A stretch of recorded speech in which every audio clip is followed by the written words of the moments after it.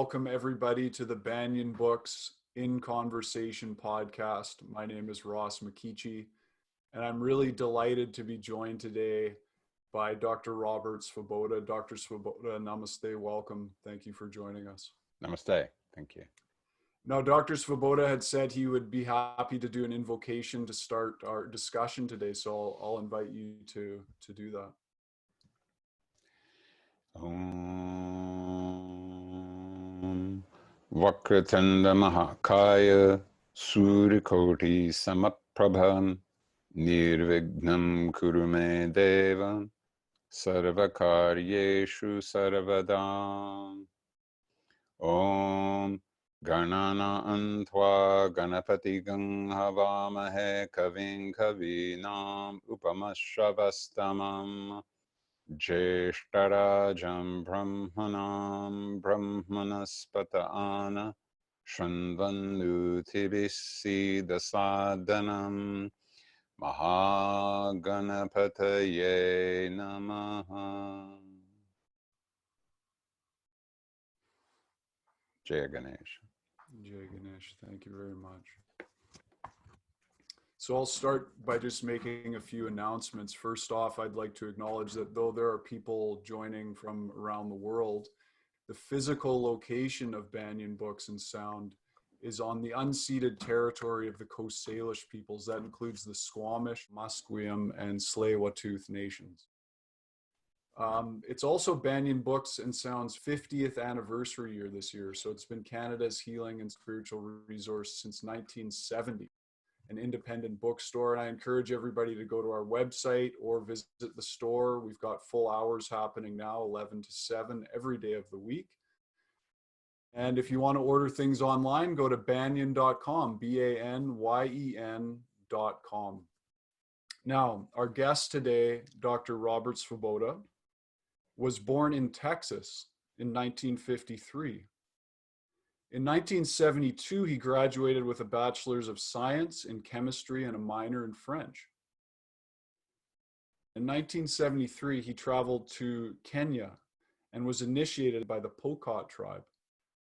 In India, in 1973 to 1980, he received his Bachelor of Ayurvedic Medicine and Surgery from the University of Pune. In his final year, he won all but one of the university's awards for academic excellence in Ayurveda, including the Ram Narayan Sharma Gold Medal. He was also the first Westerner ever to graduate from a college of Ayurveda and be licensed to practice in India.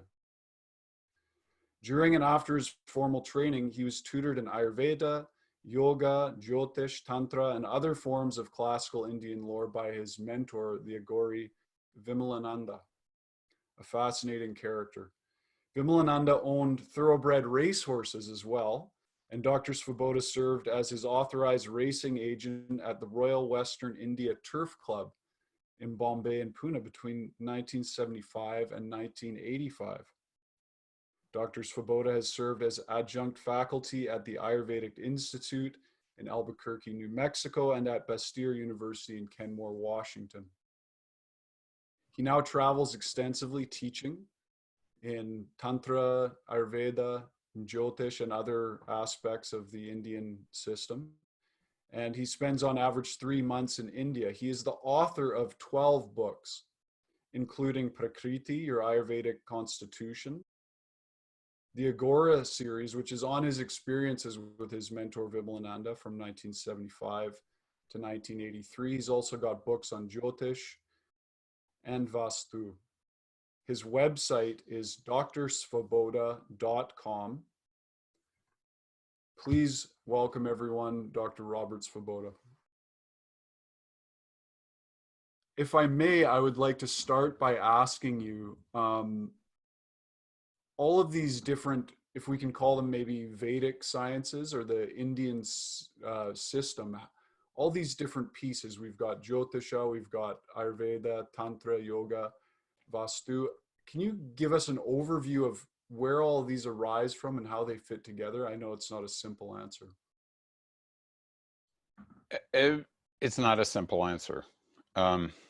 It's a simpler answer in the context of the forms that they exist in now. Because the forms they exist in now are different from the forms they would have existed in during the Vedic era.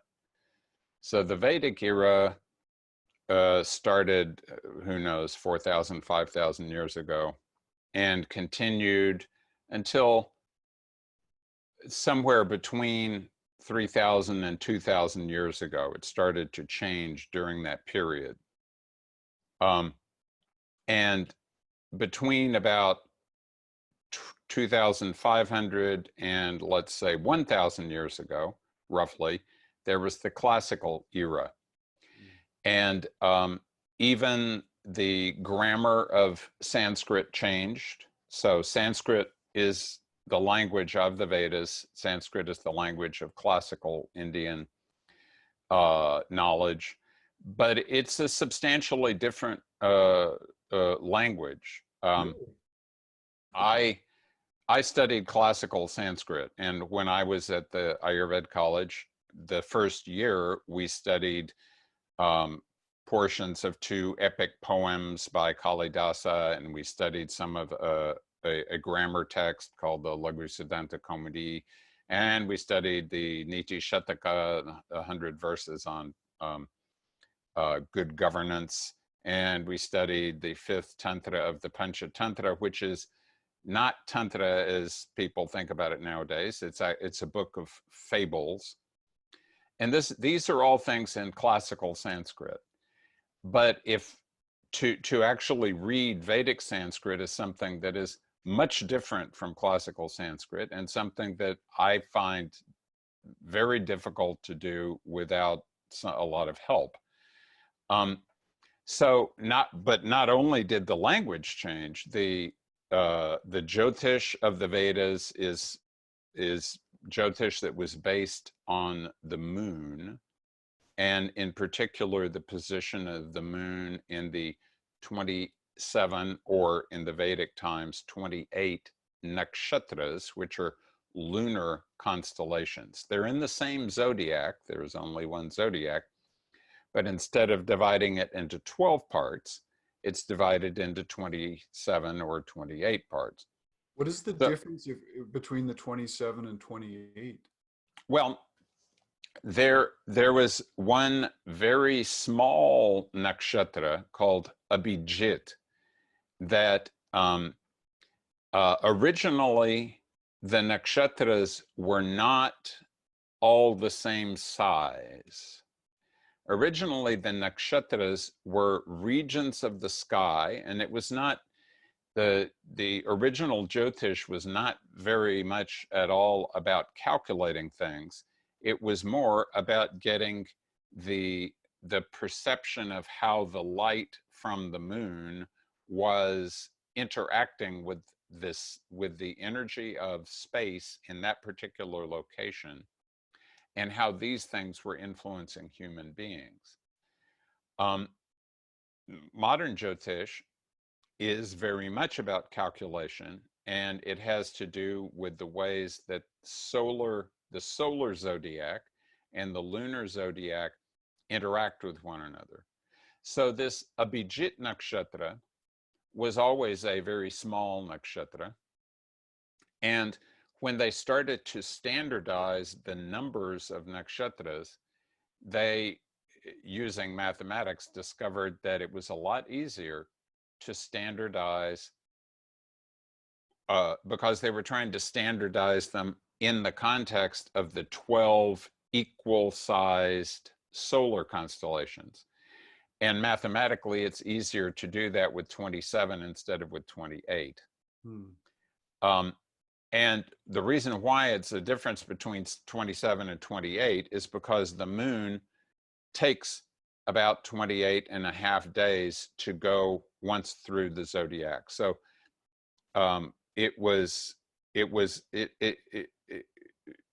astrology is always an attempt to try to map a 3-dimensional reality, or a 4-dimensional reality, down into 2 dimensions. And there have been different ways of doing that, and now it's done by very precise mathematical and observational measurements and calculations. So what happens is what the way the ancient Jyotishis did in the classical world was they made the 12 solar constellations of equal size and divided them into each one of them into 9 different parts that they called navamshas. And they took they standardized 27 lunar constellations, which they called nakshatras, and they divided each one of them into 4 parts, which they called padas or charanas. And it transpires that 1/9 of a solar constellation, a navamsh, is the same size as 1/4, 1 pada or 1 charana, of a nakshatra, 3 degrees and 20 minutes of arc. So then it was very easy to get the 2 systems to become superimposed on one another, because now there was this unit that made it easy to translate between the 2. Sort of bridge the gap between them. Yes, exactly. Okay. That was a bit of a tangent from the first question, I suppose, when I asked about the overall, how all the Vedic sciences or all these Indian systems fit together. Well, a bit of a tangent, but really more of an example. Right. No, because I interrupted you and asked that other question too. So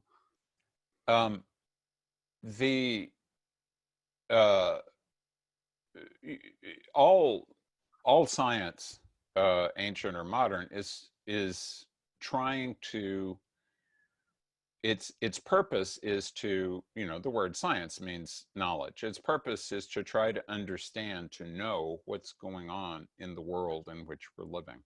Yeah. And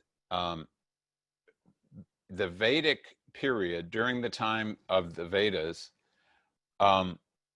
there were some urban areas, but the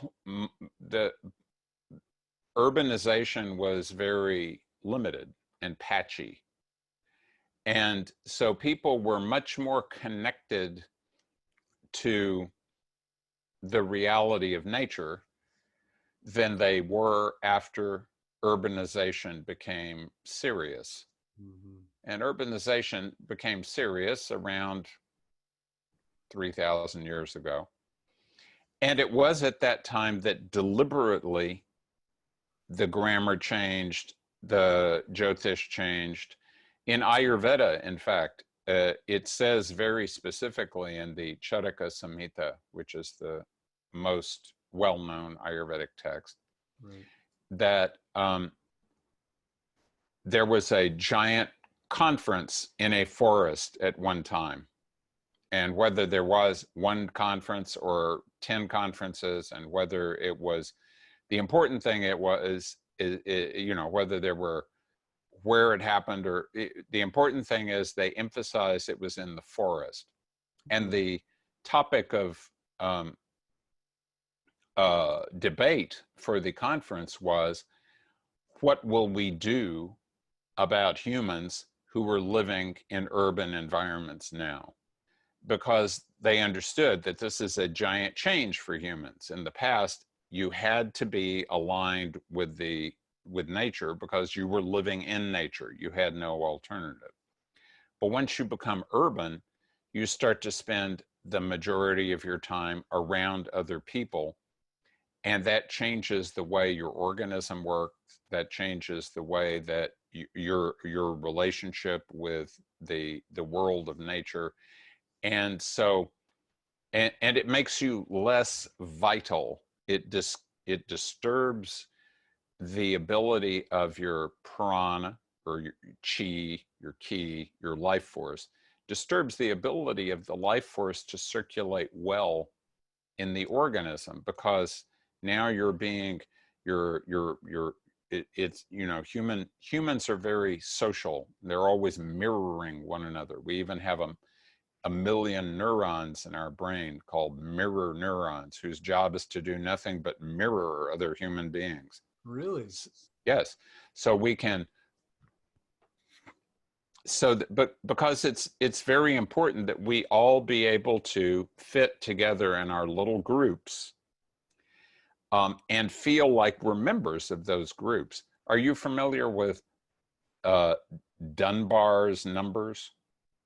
Sounds familiar, but I can't say I am, no. So much more research has been done on this, but an anthropologist named Dunbar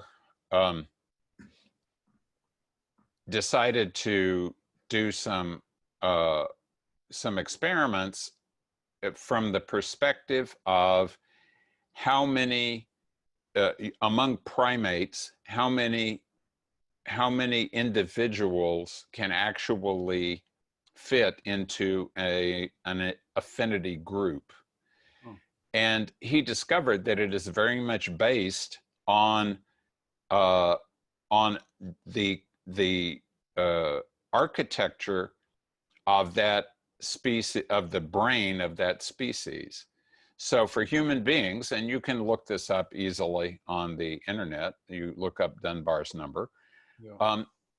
Approximately 150 is the number of people that any individual can actually, practically speaking, know, meaning you know where they live, what they do, what their habits are, how you react to them, how they react to other people, and if much more than that. And it's just you can't actually integrate them into this big constellation of the 150 people that are closest to you. Oh wow, that's fascinating. So how does that, with all the social media and everything these days, I'm wondering how that's affecting is it diluting our capacity to relate on a deep level to others? Well, but I think that's very much the point, that there's only, and out of this 150, there's only about 50 people, you know, there are 50 people that you relate to more than you relate to the other 100. Right. And out of that 50, there's like 15. And out of those 15, there's 4 or 5 or 6 who are the closest people to you. And of course, what's happened, humans are hypersocial animals. That's the only way we've got to where we've been able to get, because we cooperate, we collaborate to do things. Otherwise, our hearing is not really worth anything compared to other animals. Neither is our sight is kind of okay, but not, you know, not compared to an eagle.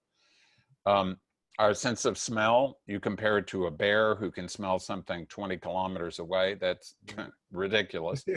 Sense of taste, don't even talk about it. So and do we have you know, claws? Do we have, no, we're helpless primates, except for the fact that we have learned how to collaborate. Mm-hmm. And by virtue of collaboration, that's why we've achieved all these things. But that means we have to be very social. It means we always have to know who's part of our group and who's doing what, and how are things, you know, especially for men, there's hierarchies, and especially for women, there's the oxytocin creating groups, and all of these things are creating very complicated dynamics. That's all part of the human experience. Since things have become, you know, since the modern world, let's just say post World War II, there had already been radio, then there became and movies, then there became television, then there became everybody had a telephone, and then there were portable telephones, and then there was the internet. And progressively what this has done is encouraged people to socialize, not with one another, but with images of one another, which I grant you is what's happening right now. Yeah. And I have to, honestly say that when I, 4 months ago, I wasn't looking forward so much to trying to do things on Zoom, because I couldn't exactly understand, I have always relied on interacting with the audience and finding out how they respond to what I'm saying or not respond or whatever. But I found that it hasn't been a too difficult an adjustment, and I think that probably has something to do with the fact that I continue to have interactions with actual human beings, and that has continued to permit me to maintain, a sense of how things are happening in the world, and to be able to therefore project a what I'm trying to say in a relatively meaningful way. Right. I think, though, that what has happened to a lot of people is that they have neglected, they get into the habit of being very social on social media, Mm-hmm. but in the context of doing so, they start to seriously neglect actually interacting with human beings in person, which is part of what being an actual human is. It's not just communicating by voice alone with the occasional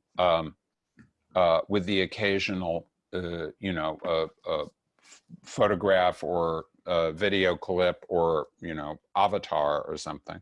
Right. It's actual physical interaction. So you're in the same space. You're able to perceive not just head movements, but all sorts of nonverbal body communication, and smell, and the movement of air in the room. And there are just so many things that are lost when you're limiting yourself to electronic social media communication. And I certainly think that there's a lot to be said for it. Why, look, we're using it right now.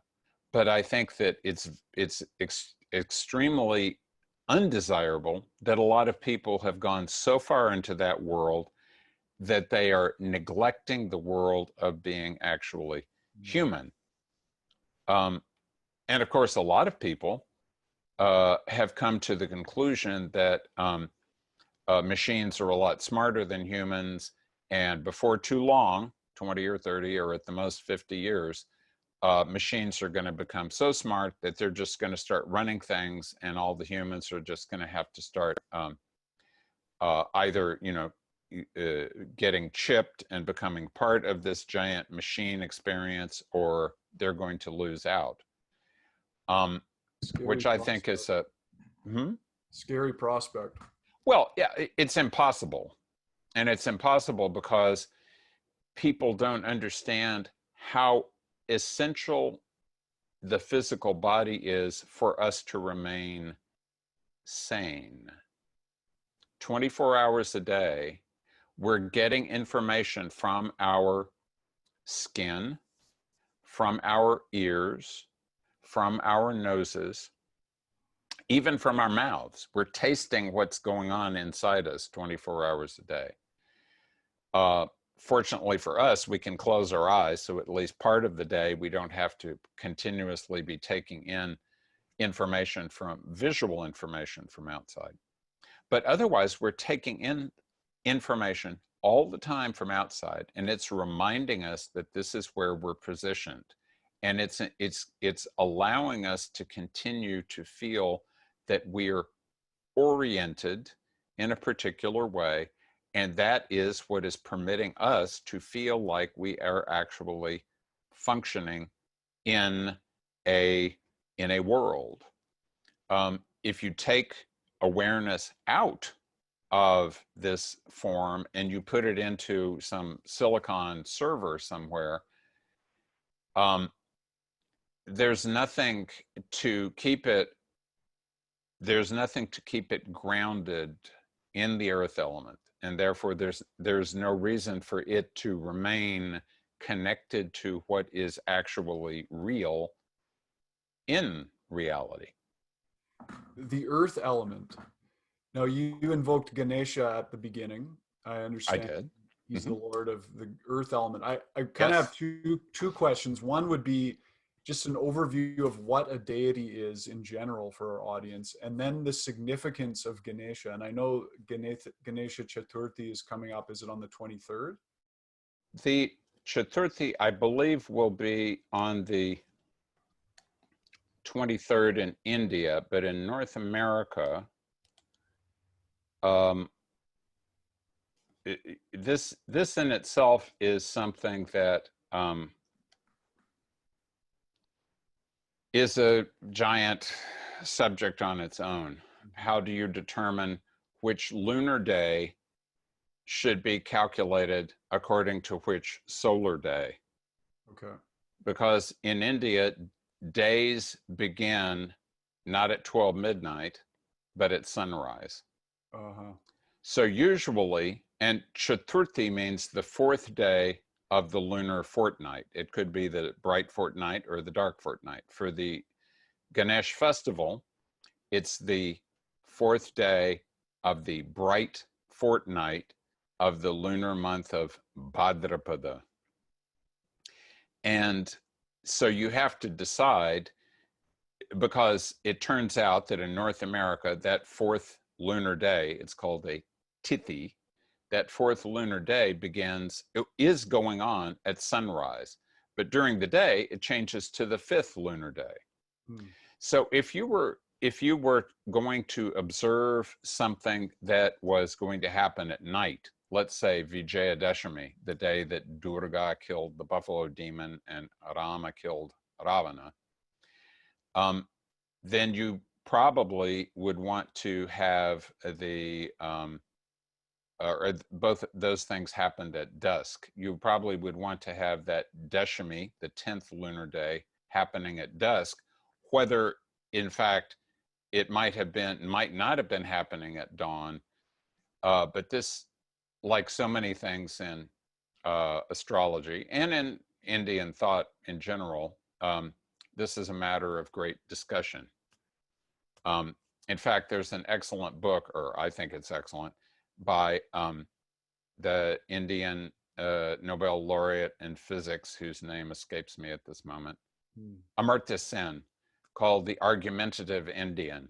And it's an excellent overview of just all the different kinds of arguments and the way these arguments have been, and how many arguments have continued for how many thousands of years. And it's because there's some things, all of these sciences, whether modern science or ancient science, they're all attempts, they're models of reality. They're not actual, we're not speaking reality when we talk about it. We're describing a representation of reality, which is what our sense organs are doing too. Our sense organs are not telling us exactly what's out there. Our sense organs are creating an image of what's out there, and that image is not giving us a clear perspective of what's out there. That image is giving us a clear perspective of what we need to know about what's out there. And that's why, the electromagnetic spectrum goes on for, depending on how you calculate it, but probably for up to like 4 terahertz or something like that. But we can hear only from maybe 20 to 20,000 hertz, and we can see only for an even smaller fragment of that. So it's a tiny amount of what we're sampling that is creating for us this giant image of our reality. And of what we're taking in, we take in 11 million bits of information per second. Ooh. 10 million through the eyes alone, 1 million through the skin, 100,000 through the ears, 10,000 through the nose, 1,000 through the tongue. But we can only cognitive, consciously process, our cognitive faculties in the conscious mind can only process 50 bits per second. Wow. So that's 5.5 orders of magnitude compression. So this is like the hyper super duper JPEG compression. Right. So we're only taking tiny samples and we're compressing that in a hyper duper way. And we're saying, we know everything about what's going on based on this teeny tiny fraction of actually what we know, which is almost nothing. So Right. it's good to remember that we know very little, and what we know is a projection of what has worked, what has been evolved over the past, I think, roughly 150 million years of animal organisms developing sense organs. So we've been working on creating these models, these projections of how we believe reality to be that work fairly well. We've been developing these for 150 years, 150 million years, but they're not real. They're still projections. They're still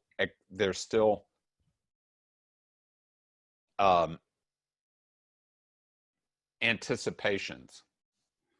Right. You're really touching on there's just so many forces at play that we're not even aware of affecting our decisions and the events that unfold in our lives. I wanted to ask you about karma and the underlying teaching around it, but also how it influences us through the science of Jyotisha. So I think it's called prarabdha karma. Is that the correct term? The karma of this birth, or Prarabdha, prarabdha?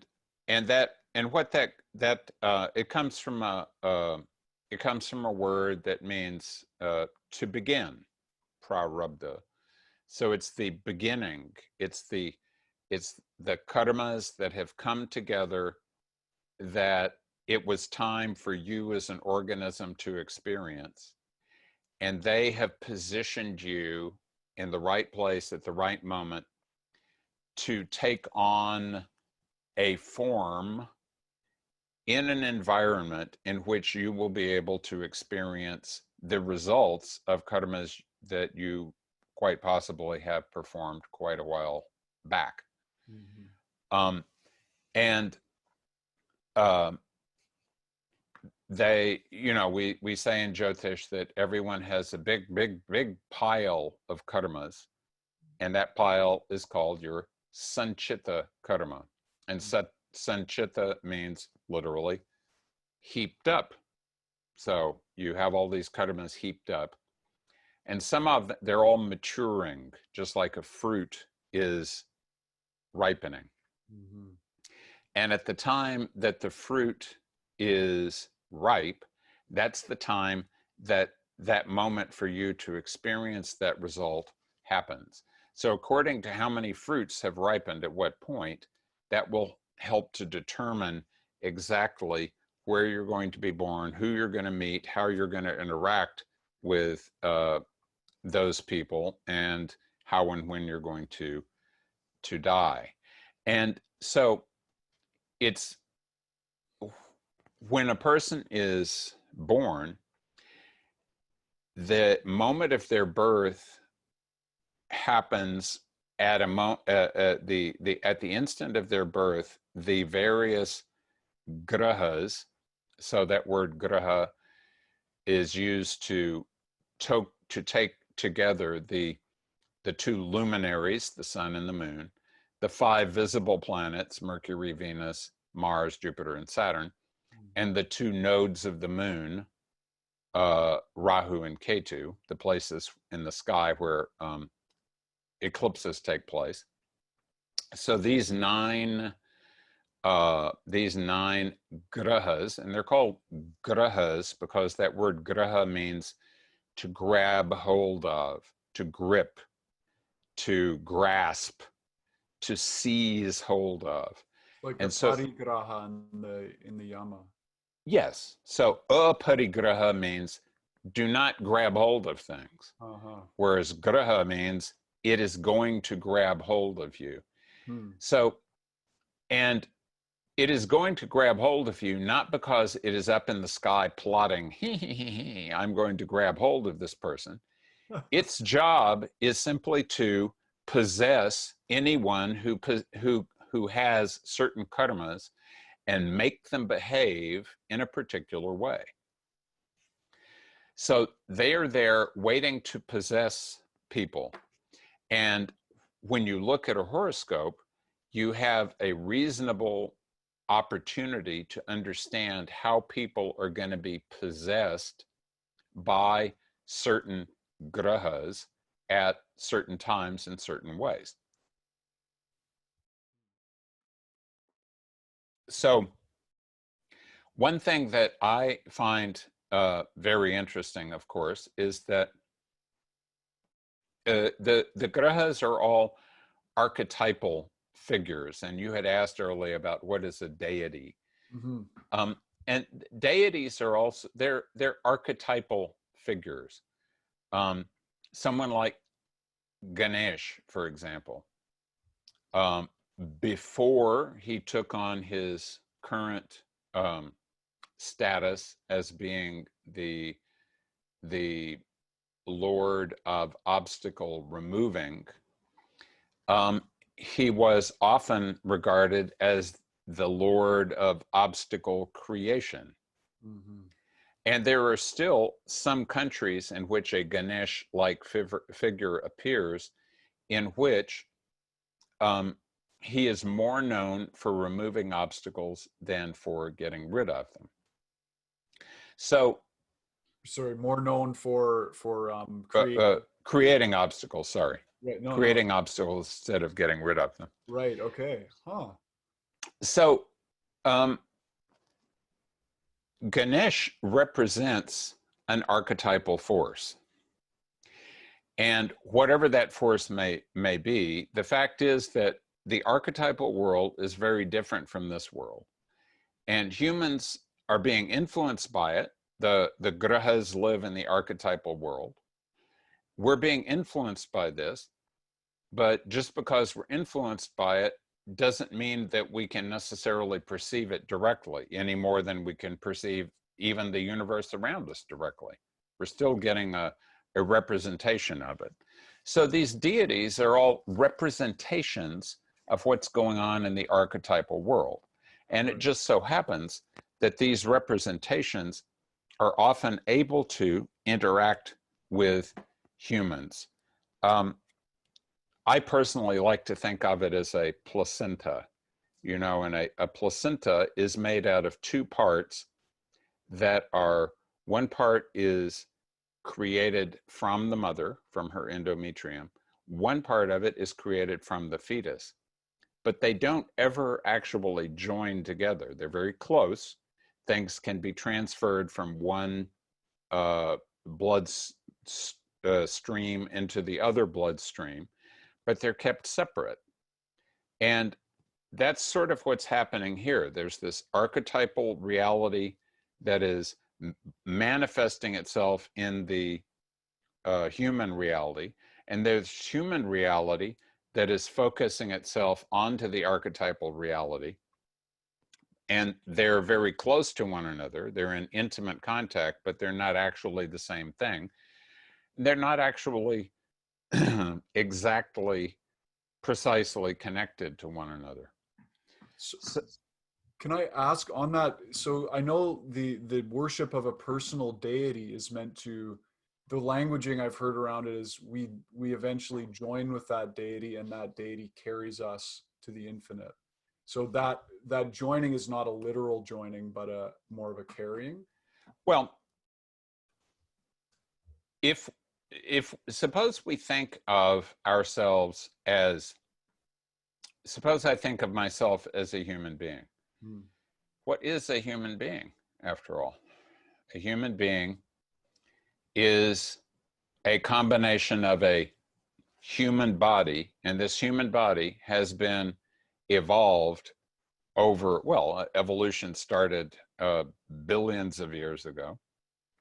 And so this is it. There's a continuous process, ongoing chain of connections from parent to child to parent to child that has been happening over tens of thousands of generations, that has brought the human species to this place where it is. And this human species is enlivened by what is called in Sanskrit a jiva. A jiva means an individual spirit or soul. And there has been a long argument since, by long I mean since millennia, as to whether there actually are really individual souls, and how individual are they, and how permanent are they, and so on. But besides all that, there is an individual, for the period of time the person is alive, there is a fragment of the supreme reality of awareness. And there is a complicated structure that we call a personality that allows us to connect to the outside world, allows us to connect to the supreme reality, but in the middle of which, here we are creating images of the outside world and images of the supreme reality. So the personality is basically a bunch of images, a machine for generating images, including self-image. But we're basically the placenta itself. We're sandwiched in between these two different realities, and we're trying to express our personal truth of these realities in our lives. So let's suppose that you have realized that what is really important is to be able to open yourself as fully as possible to that supreme reality, whatever the absolute nature of that may be, which you're only going to know once you actually get there.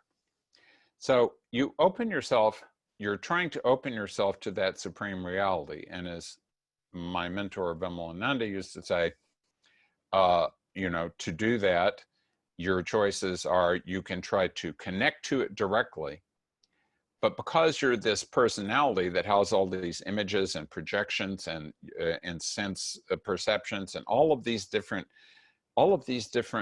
reflections of conceptions of what you believe reality to be, it's likely to be very difficult for you to get rid of all of that.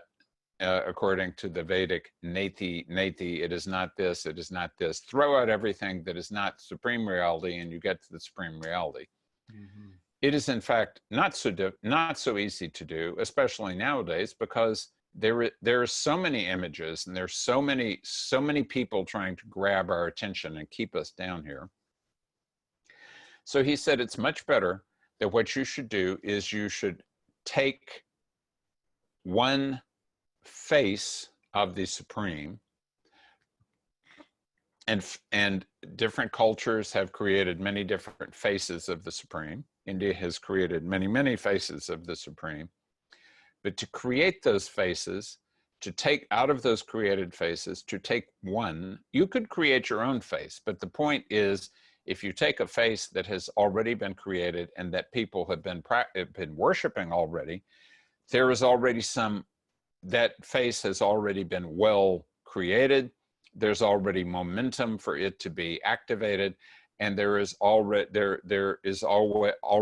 the potential for it to be prepared to act as a method by which you can actually make some spiritual progress. So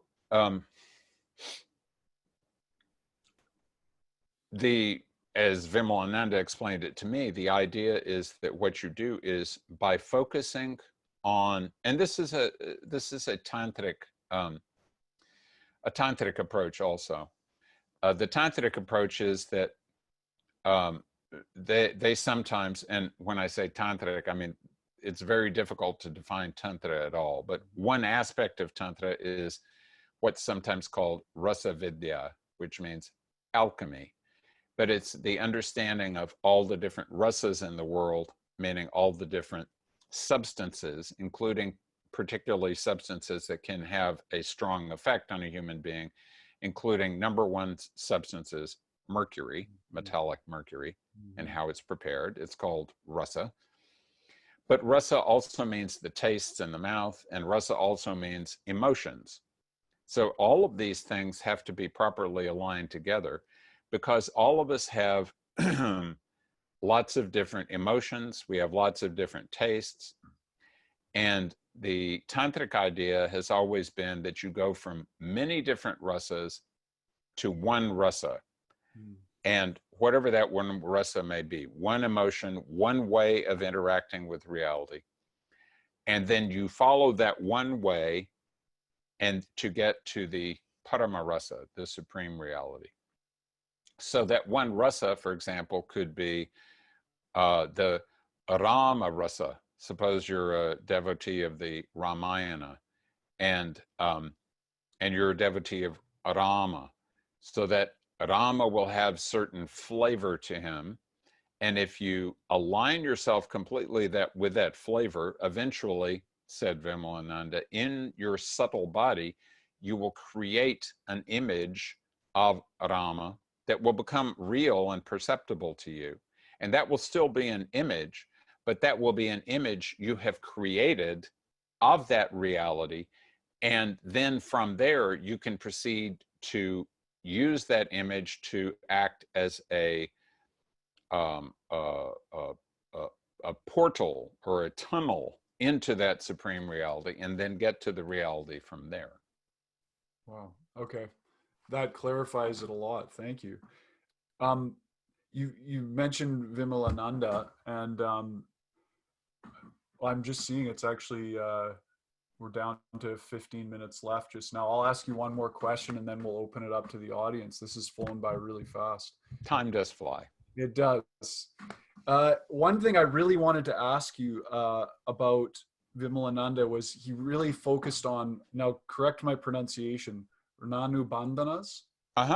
Rananubandhana. Rananubandhanas. Can you illuminate us a little bit on these karmic debts?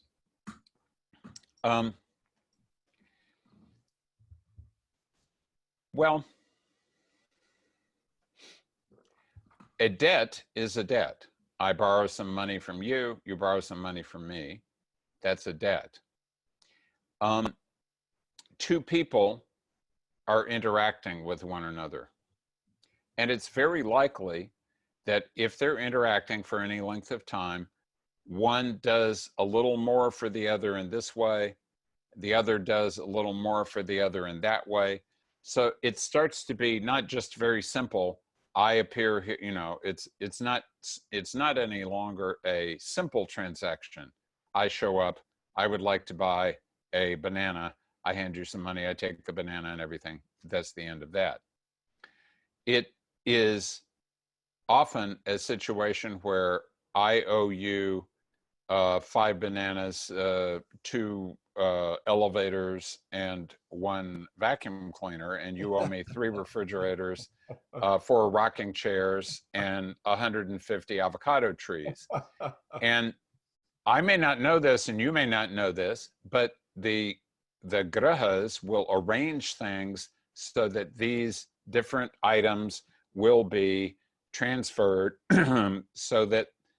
so the anubandhana part means a binding. So if when I owe you something, that's a bond between me and you. When you owe me something, that's a bond between you and me. That means that karma has to be paid back at some point. The more connections that are there, the more bonds that are there, the stronger the binding between us. So Rananubandhana is a situation where there is binding. The stronger the binding, the stronger the Rananubandhana. So, and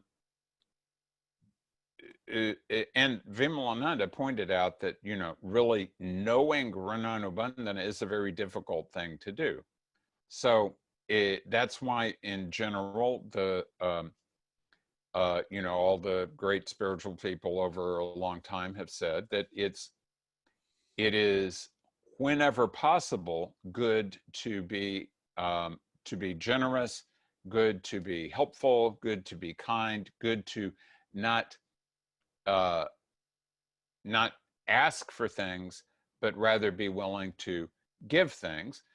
Sometimes it's appropriate to, if somebody strongly wants to give something to you, to receive it. Sometimes it's not appropriate. So according to how a particular pattern of karmic interaction has happened between you and some other person, that's going to have, of course, a strong influence on how your relationship with that person plays out in this lifetime, because various karmas are going to be trying to come through you towards that person and through that person towards you. And it's always good to remember, and he had iterated and reiterated this, and I regularly remind myself of this. It's always good to remember that everything that happens to you are your karmas coming back to you. They may sometimes come through one person, they may sometimes come through other persons, but those people are simply vehicles through which those karmas are coming back to you. So please do not blame other people. It's very easy, and I find myself trying to do this all the time. Something is not to my liking, and often, not always, thank God, but often I think of myself as so-and-so, this is so-and-so's fault, when I should be thinking, whoever this may have come through, these are my karmas coming back to me. And if I remain calm, I will get through this, and then that karma will be taken care of. Because, of course, part of the problem with karma is some karma comes at you, and then you react against it. And that creates a new karma. And of course, if you really want to get away from this whole business of karma, then it's very important to be able to react as little as possible, because that's what karma is: action and reaction. Wow, thank you very much. Okay, so now we've got some time for audience questions. Please, everybody, I see there's a bunch of stuff in the chat. I'm going to start with the Q&A section, and if you wrote your question in the chat, please put it over into the Q&A section. Here's a great question, the first one from Osea, and I think I've met a few people that have had this challenge. She says, he or she says, do you have any general advice for individuals dealing with a difficult Kundalini experience?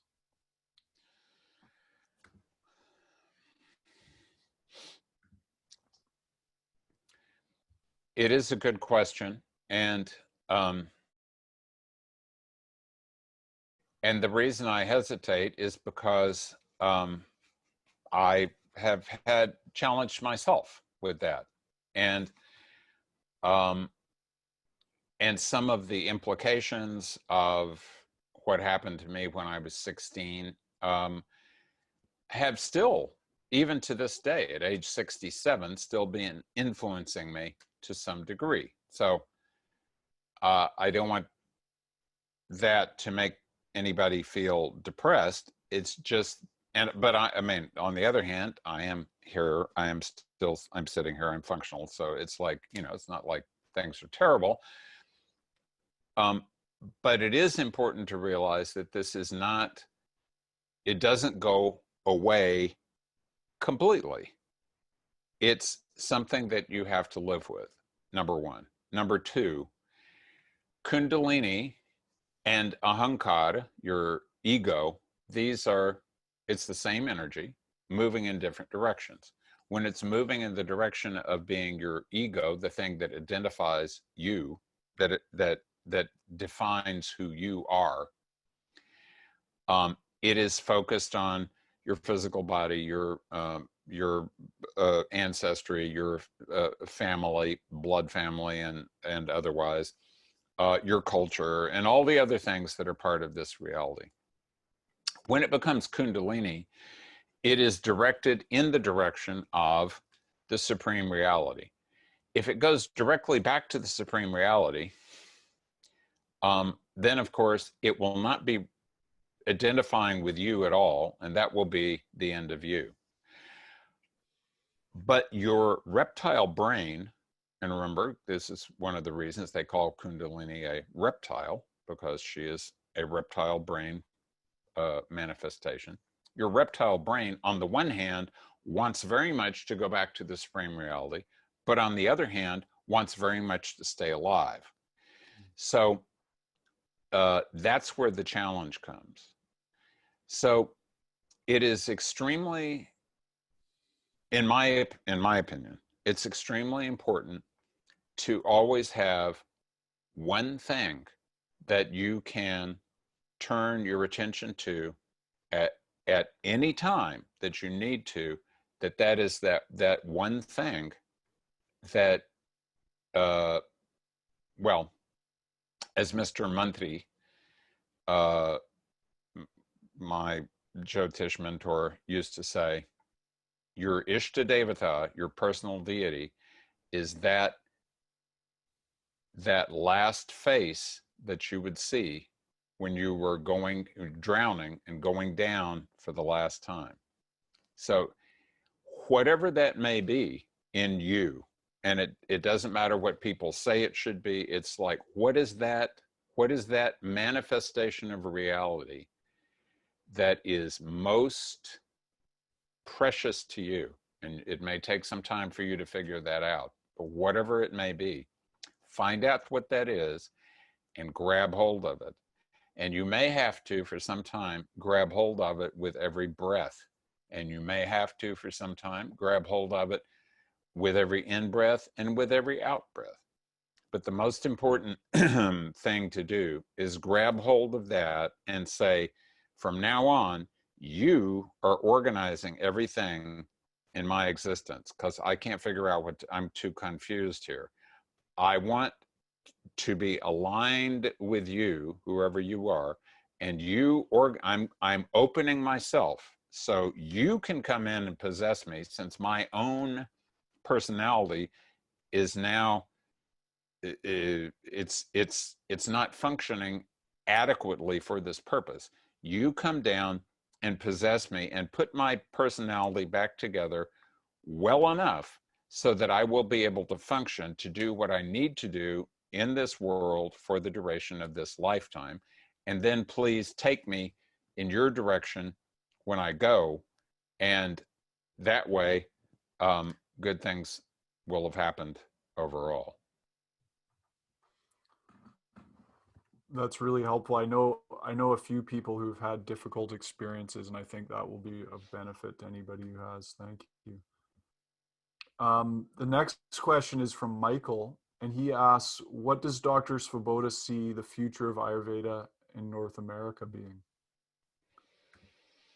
Well, it's a good question. I mean, at the moment, the future of Ayurveda is, on the one hand, there's a small, as is common probably anywhere, there's a small group of people who are trying to study it in great detail, and a much larger group of people who are thinking of it in terms of either spa treatments or find out what your dosha is and eat according to your dosha. And neither one of those things are bad. It's just that neither one of those things is a full thickness representation of what Ayurveda really is. So my expectation is that it's going to be something very similar to that people are going to become more familiar with Ayurveda, find out that it's very useful. It's good to know whether your chiefly Vata is working in you, or Pitta or Kapha, but hopefully go a little further and understand that Vata represents dryness and coldness and instability and disconnection from the body in many ways. And of course, that's part of what's going on with spending too much time online. It's your head becomes separated from the rest of you. And of course, a separated head in Jyotish is what we call Rahu. So we're living in a world of where possibly billions of people have become extremely possessed by Rahu, have become incarnations of Rahu. And that's why we're seeing all the bizarre things happening everywhere all the time, because Rahu is disconnected from this terrestrial reality. So I think my hope is that Ayurveda is going to encourage people to come back, reconnect to the terrestrial reality, realize that we have all come from nature. We need to preserve nature. We need to live as closely as possible to nature. And we need to take advantage of all this knowledge that has been collected over the many centuries. And we need to do what we can to add to this knowledge by testing out our own herbs and foods and so on, and finding what their qualities are, and being able to advise people how to employ them in ways that will produce healthy reactions in themselves and others. Thank you. Yeah, you mentioned Rahu, and maybe I'll say, I have another question. I'll save it for the end. I think we have time for, it's just 2:00 now. Do you have time for one more question, Dr. Svoboda? Sure. Okay. This is an interesting one, and it ties in with the question I wanted to ask. And you mentioned Rahu and the current state of the world. This question comes from a user named Keen Machine, and they ask, can you please share your thoughts on the current date of the Yugas? There's more to that question, but I think that's probably... Well, yes. Actually, somebody asked me this question a couple of weeks ago in the context of Yogananda's guru, Sri Yukteswara. That's the other part of this question here. It refers to Sri Yukteswar's calculation. So, you know, all of the even the yugas and so on, these are all models of reality. And I certainly respect Sri Yukteswara's opinion. Though I have to say that personally, my personal feeling is that I kind of like that date that was somebody calculated a few decades ago, that roughly 3100 BC would be the beginning of Kali Yuga, which was approximately the time that Krishna died. Supposedly that was the beginning of Kali Yuga. And it is quite possible that we're in Satya Yuga, but to be honest, at least at the moment, I don't see a whole lot that suggests that we're in anything other than Kali Yuga. My hope is that Kali Yuga is going to start moving in the right direction. But it is also very true that it's not like, as with what are called in Jyotish dashas, which are periods in which certain grahas are most influential in your life. It's, let's say that a person is in the Venus dasha. In the Vimshottari system, the Venus dasha goes on for 20 years. It's not meaningful to say you're going to have the same experience all 20 years, because that's not what's going to happen. So it may be in the Venus dasha, but it will be Venus in Venus overall. There will be a sub period of Venus. And in the Venus period, there will be a sub-period of Venus, but there will also be sub-periods of Sun, Moon, Mars, Mercury, Jupiter, Rahu, Ketu, and Saturn. And so even in the yugas, there will be an overall yuga, whatever that overall big yuga may be. There will be a sub-yuga. There will be a sub-sub-yuga. There will be a sub-sub-sub-yuga. So even if we're able to think about what may be happening over this past 2,000 years or so, or 3,000 years, it may be that in fact the yugas are as small as Sri Yukteswara is talking about. It's quite possible. On the other hand, it may just be that the yugas are quite large and we are only seeing a certain sub periods happening that are going to shift into something even different later on. So I don't personally consider myself to be an expert on the yugas. All I would like to say is it is my hope that whatever yuga we're in right now happens to start moving in a better direction pretty soon. Thank you. Maybe we can close with just any comments you might have on the present state of things in the world. Anybody listening to the recording of this, today's August 16th, 2020, do you have any comments to leave people with on the present state of the world and what we can do?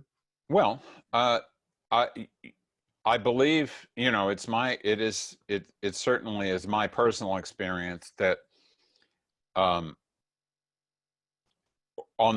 on the one hand, this pandemic has been unfortunate in many ways, there's so many ways that it's been fortunate.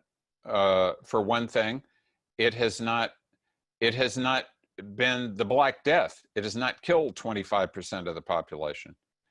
If it had been an Ebola pandemic, 90% of people that would be the end of civilization, period. So I think nature is being very kind to us.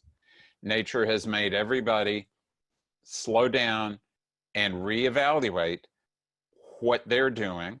And I found it amusing while you were, reading over my bio and, mentioning that I travel around the world and spend several months of the year in India. Well, at the moment, I can't go to India. Right. And practically speaking, I can't even go to Canada because I live in a country where, for whatever reason, and I certainly feel free to blame the top leadership of the country, there is 4% of the world population and 25% of the world cases. That seems pretty, to me at least, that says something. It says something different from what, let's say, QAnon is saying to people, but it says something to me. And what it says to me is we've gone far, far away from, as a species, from being connected to Mother Nature. And Mother Nature has been kind enough to give us a timeout and to allow us to reevaluate whether we really want to continue going in this direction or whether we would like to get back to behaving more like we should be behaving, because we as a species have our own karmas and runanubandhanas. And we've been a very naughty species. And all of those karmas, if we don't start changing our ways, are going to come home to roost. And that's going to be a very, very unpleasant experience for us. And people, they get all terrified about whether it's going to be the end of life on Earth. Absolutely will not be the end of life on Earth. Many species are likely to perish, unfortunately, thanks to the human being. It's not going to be the worst mass extinction that happened at the Permian-Triassic boundary killed 95% of all species, 90% of all genera, and like 70% of all families.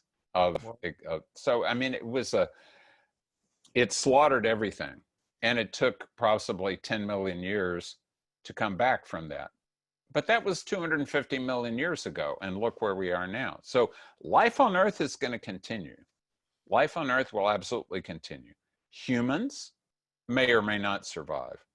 So as humans, I think we all need to respect the fact that we have been given a human rebirth. We have been offered in this species an opportunity to change, to change the direction that we as a species have been going, to stop doing some of the bad things as a species we've been doing, to start doing some better things.